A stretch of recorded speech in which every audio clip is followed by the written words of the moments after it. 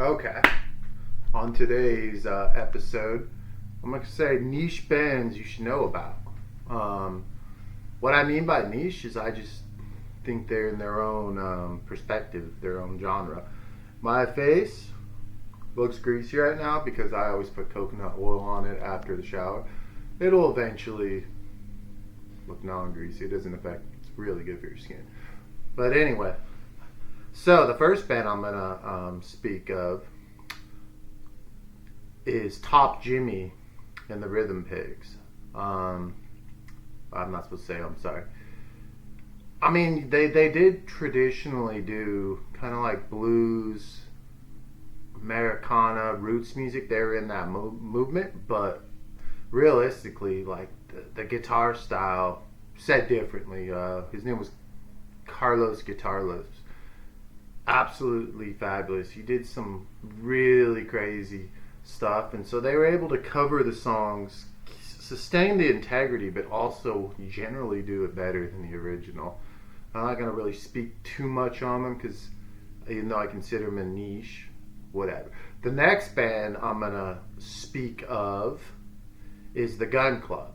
Again, they came in the roots movement. They did the punk blues thing, kind of cowpunk. It was hard. If you put all their albums together, you can't classify them in the genre. I think Jeffrey Lee Pierce is probably the greatest songwriter of all time. Just very versatile and unique. And you just check their stuff out. Even the Jack White guy said that Gun Club should be taught in every school. Third is TSOL. Both TSOLs are great, but I'm speaking of the TSOL, the Joe Wood era, the second incarnation, which I know gets a lot of hate. It's personally my favorite, but you know, everyone has their niche. Oh.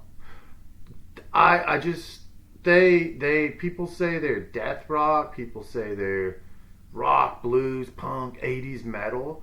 I don't know what to classify them as. They had their own sound. I think Ron Emery, the guitar player, did a lot of, I think, even better with the guitar. It's kind of hard to indicate and point out exactly what their style was. I think all their albums, including the ones without original members, are fabulous. Joe Wood is hands down one of the best singers of all time, and that's just what I feel. I mean, you can people.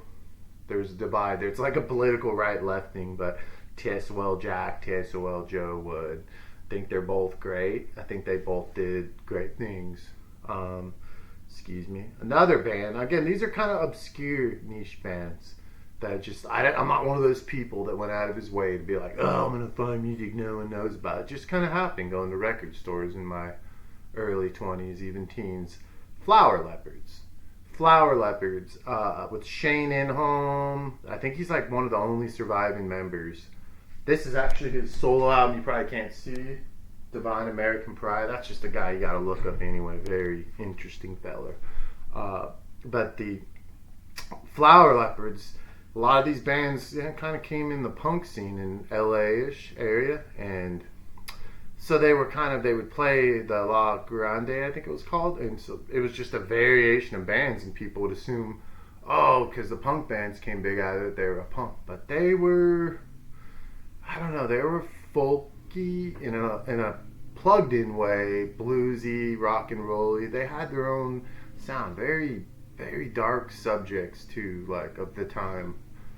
Not like your typical stuff. And most of all the members died of either overdoses, AIDS, house fires, all kinds of weird stuff. The second incarnation of the Flower Leopards, which I love too, had Tony Adolescent from the Adolescents. Just a little trivia. I'm gonna throw, as I said, Meat Puppets, or I mean Gun Club, sorry, giveaway, but Meat Puppets too, man.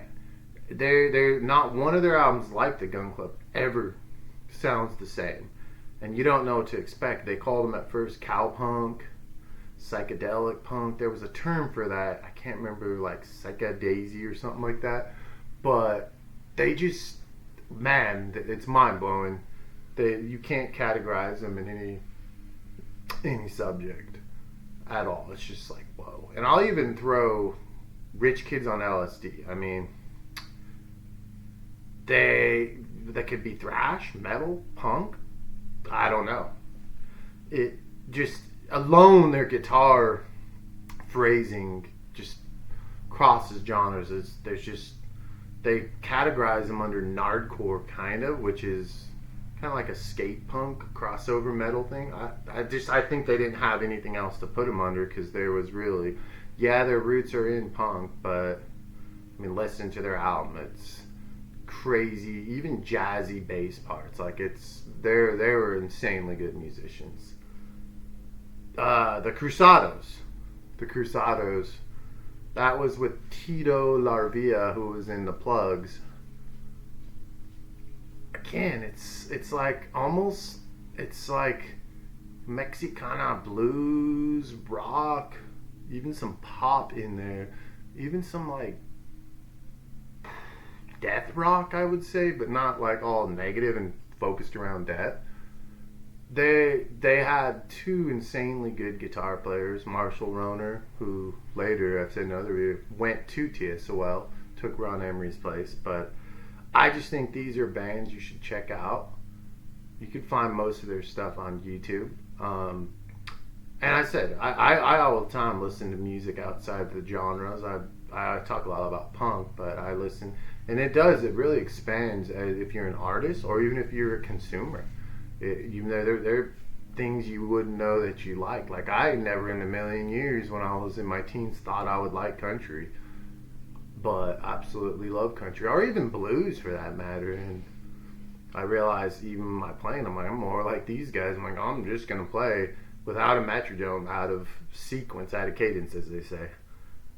But I'm gonna start putting out these videos. So just some people told me about this stuff, and again, this video could be a podcast of stuff I can go off on, obscure niche.